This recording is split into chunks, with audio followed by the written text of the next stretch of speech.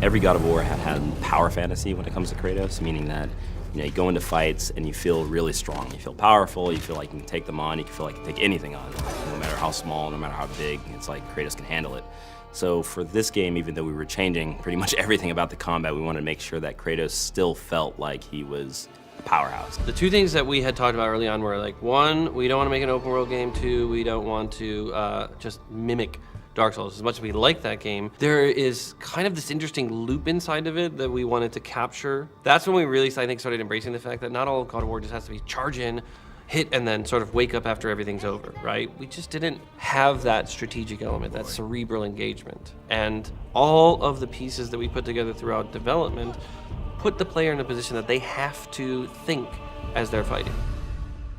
For this game, he's got a new weapon, his Leviathan axe, and with this weapon we wanted to be a little bit more tactical, still feel powerful at the end of the day, but have a little bit more decision making and a little bit more deliberate actions on the player. We've created scenarios in which, hey, it's advantageous to really experiment with this. And we've noticed that once people start seeing that, oh, I'm gonna try that one now, right? Because we give you a lot.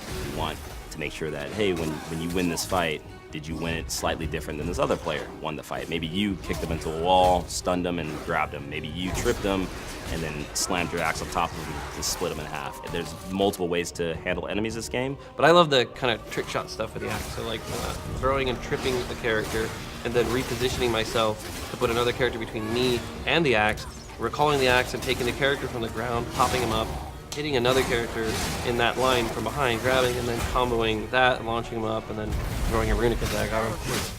Once you throw your axe, we didn't want Kratos to be useless. We wanted to make sure that he still had a moveset, so he's got a shield that can expand on command now. A lot of his bare hand attacks uses that to get more damage. With this thing, he can stun much easier, much faster than the axe itself. Well, Kratos can throw the axe. He has ranged abilities, right? If you're blocking, you have to block. But the addition of Atreus means I can block and actually fire arrows. So I can strategize that I can open somebody up while maintaining some safety and then quickly get in while they're opened up and then follow that up with something. So it gives you a really interesting sense that I can both have an aggressive stance and a defensive stance at the same time. God of War was, the boat deck, right? On the Hydra ship, one section, bam, you already understand kind of all of the base combat stuff, and then we incorporate a little bit of magic later. So this was far more ambitious, and I think honestly, the audiences are more adept at games. They've played a lot more games. The game industry has progressed and matured, so people are looking for an inherently a greater depth to the games that they're playing. Pre-order and get 3 shield skins for in-game. PlayStation